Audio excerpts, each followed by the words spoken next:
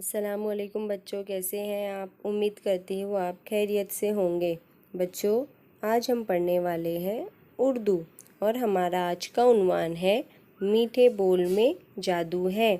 बच्चों, आपको मीठे बोल में जादू है इससे क्या समझ में आ रहा है? हमें हमेशा मीठी बोली बोलना चाहिए, चाहे कोई बुज़ुर्ग हो या बच्चा हो, हमें हमेशा मीठी बोलनी चाहिए। तो आज हम इस टॉपिक पर रोशनी डालते हैं। मीठे बोल में जादू है। गर्मी की छुट्टियां शुरू हो चुकी थी। बच्चे बहुत खुश थे। खेलने कूदने के दिन जो आ गए थे। ऐसे वक्त में साजिद भला कैसे खामोश बैठता। गर्मी की छुट्टियां चल रही थी, यानी बच्चों की स्कूल की छुट्टी हो गई थी। साजिद नाम का एक लड़का था। वो गर्मी की छुट्टियां भी शुरू हो गई थी तो खेल कूद में वो इतना ज़्यादा माहिर था कि वो खामोश कैसे बैठता घर में। उसने अपने साथियों को जमा किया। उसने अपने साथियों को, आसपास वाले साथियों को जमा किया। सब गेंद बल्ला लेकर क्रिकेट खेलने निकल पड़े। मोहल्ले ही में एक छोटा सा मैदान था। मोहल्ले में एक छोटा सा मैदान था। लड़कों ने वहीं खेल जमाया। यानी मोहल्ले में कैसे बेटा, देखो आपने देखे होंगे हमारे आसपास कहीं ज़्यादा स्पेस रहता है, यानी जगह रहता है, तो बच्चे उसे छोटा सा मैदान बना लेते, वहाँ पे क्रिकेट खेलने लगते या फिर जो भी गेम।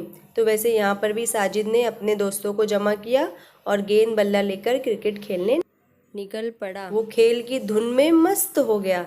एक लड़के ने इतने जोर से गेंद को मारा कि वो सामने वाले मकान की खिड़की से जा टकराई। शीशा छन से टूट गया और गेंद अंदर चली गई। गेंद के बगैर के खेल बंद हो गया।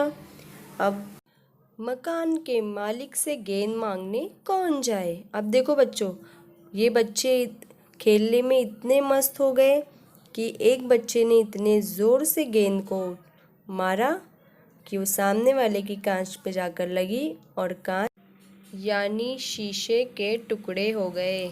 एक लड़का हिम्मत करके गेंद लेने चला ही गया। मकान मालिक ने उससे पूछा, क्या बात है, क्यों आए हो?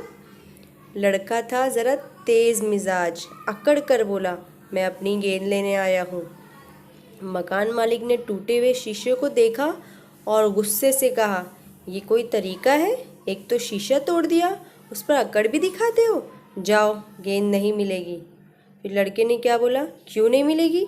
मैं तो गेंद लेकर ही जाऊंगा। अब तो मकान मालिक का गुस्सा और भी बढ़ गया। वो बोले, गेंद नहीं मिलेगी, पहले तमीज़ से बात करना सीखो, फिर गेंद लेने आना। वो लड़का मुंह लटकाए वापस आ गया। सब लड़के उदास हो गए। गेंद के बगैर खेल कैसे हो सकता था? इतने में साजिद का दोस्त अफजल बोला, मैं जाता हूँ गेंद मांगने। अब जब वो बच्चा गया गेंद मांगने के लिए तो वो थोड़ा सख्त मिजाज और अकड़ू था, तो उसने अकड़ कर कहा, मुझे मेरी गेंद चाहिए। तो मकान मालिक का तो एक तो शीशा टूट गया था, तो उन्हें बहुत गुस्सा आया देखकर। तो उन्होंने बोले, जाओ, मैं तुम्हें गेंद नहीं दूंगा, पहले तुम तमीज़ से बात करना सीखो। तो साजिद का दोस्त एक अफजल था, तो उसने क्या कहा, मैं जाता हूँ गेंद मांगने। कुछ लड़के अफजल का मजाक उड़ाने लगे, लो साहब, ये जाएंगे गेंद लाने? अफजल मुस्कुराते हुए आगे बढ़ गया। मकान मालिक के दरवाजे पर पहुंचकर उसने पहले मकान मालिक को अदब से सलाम किया, फिर बोला, क्या मैं अंदर आ सकता हूँ? फिर मकान मालिक ने क्या कहा, हाँ आओ, अंदर आ जाओ। उन्होंने जवाब दिया।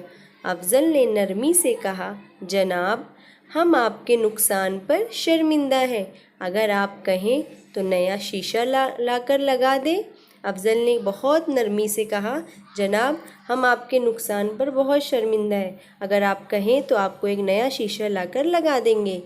फिर मकान मालिक ने क्या कहा, तुम कैसे लाओगे? मकान मालिक ने ज़रा नर्म पड़ते हुए पूछा। अफजल बोला, मैं अपने जेब खर्च से खरीद कर ला दूंगा।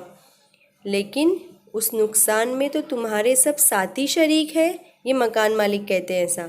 फिर तुम उसे अकेले ही क्यों पूरा करोगे? मकान मालिक ने कहा। अफजल ने जवाब दिया, इसलिए कि वो सब मेरे दोस्त हैं। अफजल की बातें सुनकर मकान मालिक बहुत खुश हुआ।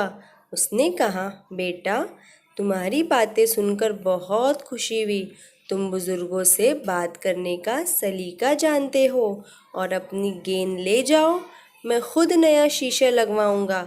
अब ख्याल रखना कि तुम्हारे खेल से दूसरों को नुकसान ना पहुँचे।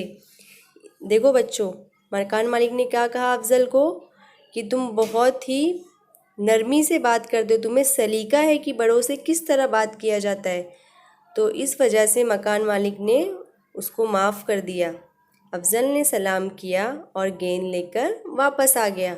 उसके साथियों ने हैरत से पूछा कि वो गेंद किस तरह ले आया। अफजल ने सारा वाक़या कह सुनाया। अफजल के सारे साथी समझ गए कि मीठे बोल में जादू होता है। समझ में आया बच्चों? अगर हमसे कोई चीज़ गलत हो जाती है तो आप उसे एक्सेप्ट कर लो।